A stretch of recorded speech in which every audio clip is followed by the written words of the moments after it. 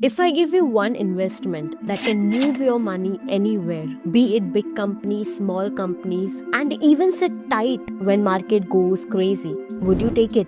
That's exactly what FlexiCap mutual funds are allowed to do. Most investors do not actually know what FlexiCap does with their money. Some FlexiCap quietly beats the market for years. Others look good on papers but disappoint badly. Same category, same rules, but very different outcomes. In this video, I'm not selling a fund. I'm breaking down how FlexiCap mutual funds really work, why SEBI had to create this category, what are the advantages that everyone talk, but the risk very few explain, and how to know whether FlexiCap funds really deserve your long-term money or not. If you invest in mutual fund or are planning to invest, this few minutes can make you a smart investor. Do like this video and subscribe to our channel for more knowledgeable and smart investment ideas. Namaste friends, I am Rohini and you're watching the knowledge series of fincash.com.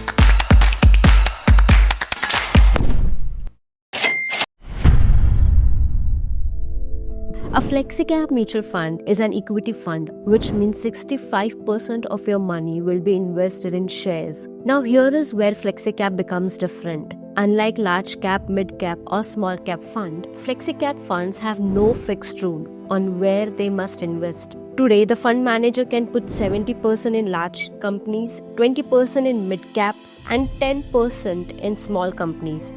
Tomorrow, the entire mix can change. Same fund, same investor, yet completely different strategy. That is why FlexiCap funds are called all-weather funds. But also, this is why exactly they are misunderstood. Most investors think that FlexiCap is automatically safe, but this is not true. FlexiCap means freedom, but freedom depends on who is using it. Now comes an important part that most investors do not know. FlexiCap did not always exist. In 2020, SEBI changed the rules for multi-cap mutual funds. SEBI said that if you call yourself a multi-cap fund, you must invest at least 25% each in large cap, mid cap and small cap. Sounds logical, but many existing funds had a problem. They were never following fixed allocation. They were flexible by design. So SEBI gave them a choice: follow strict rules or move to a new category called FlexiCap. And that's how FlexiCap was born. So FlexiCap exists to protect flexibility. Now let us understand that why flexibility in investments actually matter. So market do not move in straight line. Sometimes large companies lead, sometimes mid caps explode, and sometimes small caps crash badly. A large cap fund is forced to stay large cap. A mid cap is forced to stay mid cap. But a FlexiCap fund, it can move. When markets are risky, a good manager can shift towards stability. When opportunities appear, the same manager can move towards growth. This ability to adapt is the core strength of FlexiCap funds. And historically, this is why some FlexiCap have delivered strong long-term returns with controlled risk. But, and this is very important, that not all FlexiCaps use their flexibility well. So now the real question comes. If all FlexiCap funds have same freedom, why do some perform brilliantly while others disappoint investors for years? So the answer lies in three things: allocation, timing, and the fund manager behavior. So let's break that down next. If you look at the returns of FlexiCap in last 5 to 10 years, you will notice something very interesting. Some FlexiCap funds have delivered 20 to 25% annualized return. At the same time, other funds from the same category have barely beaten the index. So what's going on? The answer is simple. FlexiCap funds do not follow a fixed formula. In years when large cap stock dominate, FlexiCap funds with higher large cap exposure shine. When mid cap and small caps rally, aggressive FlexiCap looks brilliant. When market turn volatile, the same aggressive fund can fall harder. This means one thing: short-term underperformance does not automatically mean a bad fund. A short-term outperformance does not mean a great one either. FlexiCaps must be judged over full market cycles. Now let's talk about risk that most investors completely miss. It's not market risk, it's manager risk. In a flexi-cap fund, the manager has full freedom. If the manager gets allocation wrong, you suffer. If the manager chooses momentum, you suffer. If the manager holds cash for too long, you suffer. In simple words, you're not just investing in a fund, you are investing in a person's judgment. And that is why two flexi-cap funds with the same benchmark can deliver completely different performance. And this is also why blindly selecting a flexi-cap fund based only on past returns cannot be an ideal parameter. So now the real question is, how would you judge a flexi-cap fund if it is worth investing?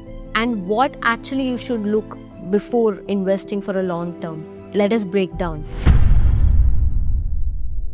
Here is a simple 6 important checklist to judge a flexi-cap fund.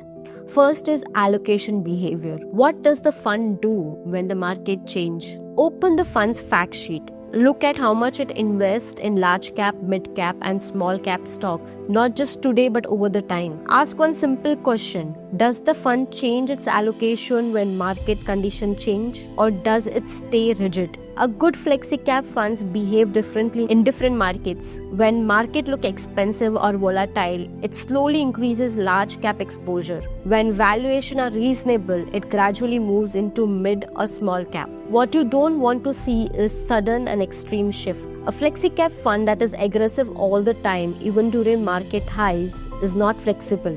It is reckless. A good flexi-cap fund does not chase excitement. It responds to risk. Second parameter is drawdown control. How badly is the fall? Return tells only half of the story. The other half is how much the fund falls when the market falls. Look at how the fund performed during major market corrections. For example, in 2018, during the market COVID crash in 2020, and during the rate hike phase of 2022. Two funds may show similar long-term returns, but one may fall 35%, the other falls 25%. That difference decides whether investors stay invested or panic and exit. A good flexi-cap fund usually falls less than their category average and recovers faster than most peers. Remember, avoiding big losses is more important than chasing big gains.